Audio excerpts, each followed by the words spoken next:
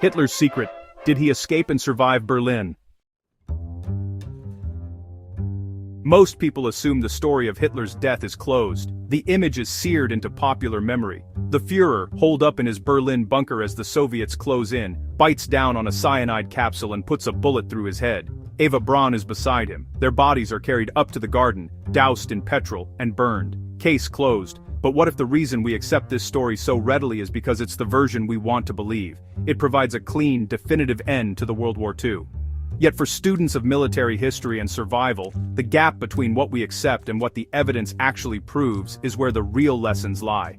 The misconception isn't necessarily that he did escape, but that the official narrative was built on a foundation of Soviet disinformation, forensic chaos, and political gamesmanship that would be unacceptable in any modern murder investigation. Joseph Stalin himself told the Potsdam Conference in July 1945 that Hitler was alive, hiding in Spain or Argentina. Why would the man who captured Berlin say that? Was it paranoia, or was he obscuring a truth? To understand what really happened in those final days, we have to strip away the propaganda and look at the hard, often contradictory evidence. Evidence that has kept this question open for intelligence agencies and historians for 80 years. The Soviet investigation was a disaster from the first hour. The Red Army secured the Reich Chancellery on May 2, 1945. But this wasn't a crime scene, it was a free-for-all. The first soldiers in weren't forensic pathologists. They were looters. One of the first items taken from Eva Braun's quarters was her lingerie. By the time the counterintelligence unit, SMERSH, literally death to spies, began a serious search, the scene was compromised. They initially seized a body they thought was Hitler, only to realize it was a look-alike. When they finally did recover the real charred corpses from a bomb crater on May 5th, the autopsy was handled with startling incompetence for an event of this magnitude. Crucially, they did not dissect Hitler's organs to confirm cyanide poisoning, yet they performed a full autopsy on his dog, Blondie, to confirm the poison was lethal. The only reason we have any certainty at all is because the they had the presence of mind to remove the jaw, and they had the luck of finding Hitler's dental assistant, who was able to identify the distinctive bridge work. But that identification was a state secret. Stalin didn't want the world to know the Soviets had hard proof. Stalin's game of deception created the escape theory. Here is where the survivalist angle becomes critical context. Stalin had a strategic reason to keep the door open. By telling his own commanders, like Marshal Zhukov, that Hitler might have escaped to the western zones, he sowed suspicion among the Allies. If the Americans or British were harboring Hitler, they couldn't be trusted. This wasn't just paranoia, it was a classic intelligence gambit to destabilize the post-war occupation. The result was a perfect information vacuum. While the Soviets possessed the forensic evidence, the jaws, held in the Lubyanka, they publicly insisted the dictator was alive and being protected by the West. This forced the British to launch their own investigation, led by MI6 officer and historian Hugh Trevor Roper. He did a remarkable job given the circumstances, interviewing witnesses in the summer of 1945, but he was denied access to the physical evidence locked away in Moscow. He had to rely on the words of men who were terrified of the Soviets and desperate to survive. The foundation of the official history was built on interrogation transcripts, not physical science. For a survivalist or a historian, physical proof is everything, and honestly, the physical proof is a mess. The Soviets held on to two key pieces of evidence for decades, a section of skull with a bullet hole, and the jawbone. In 2009, researchers from the University of Connecticut gained rare access to the skull fragment. Their DNA analysis revealed the fragment was not from a man in his mid-50s, it was from a woman between the ages of 20 and 40. The Russians quickly backpedaled, claiming the skull was likely from a different, unidentified body found near the bunker, or that the testing was flawed. More recently, a French team examined the teeth in 2017 and found dental deposits consistent with cyanide, which supports the suicide theory. But the damage was done.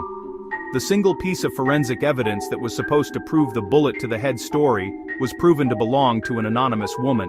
This single discrepancy is why the legend refuses to die. Now, we have to look at this with the cold, analytical eye of someone planning an extraction. Could it have been done? The escape theory doesn't rely on magic, it relies on known history. We know that thousands of Nazis, including Adolf Eichmann and Josef Mengele, used the rat lines, escape routes through Italy and Spain, to flee to South America, often with the complicity of the Vatican or the Red Cross. We know that Juan Perón's Argentina was welcoming to former Axis officials. Declassified FBI files show that as late as the 1950s, the Bureau was taking reports seriously, tracking sightings in Colombia, Brazil, and Argentina. One 1945 report even gave specific coordinates of a safe house in Argentina, allegedly prepared for Hitler.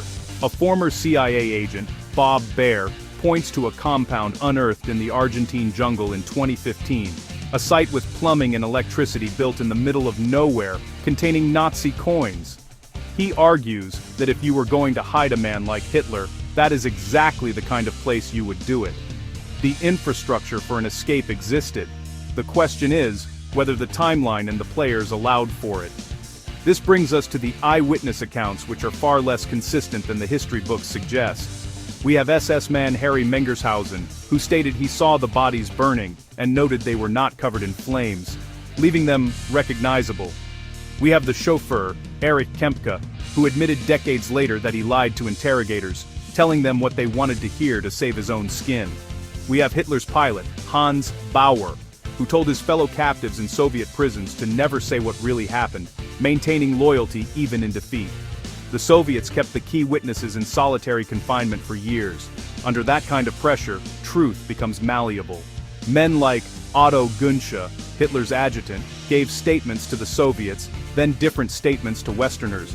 The core of the Trevor Roper investigation, that Hitler shot himself, relies on stitching together these compromised testimonies. And critically, no Westerner saw the body, no Western pathologist examined it. We took Stalin's secret police at their word, or at least we accepted the version they eventually released to the public in 1968 through the book The Death of Adolf Hitler by Lev Bezymensky, a book that was later acknowledged by its own author to contain propaganda. So, did Hitler escape? The evidence is a mosaic of Soviet lies, missing forensics, and verified escapes of those around him. The 2009 DNA test on the skull tells us that what the KGB claimed was Hitler's head wasn't. The teeth tell us he likely bit a cyanide capsule. The witnesses tell us a dozen different stories depending on who was holding the whip.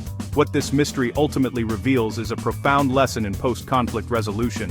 The truth is often the first casualty of victory. Stalin didn't need the world to know Hitler was dead. He needed the world to fear that he might be alive.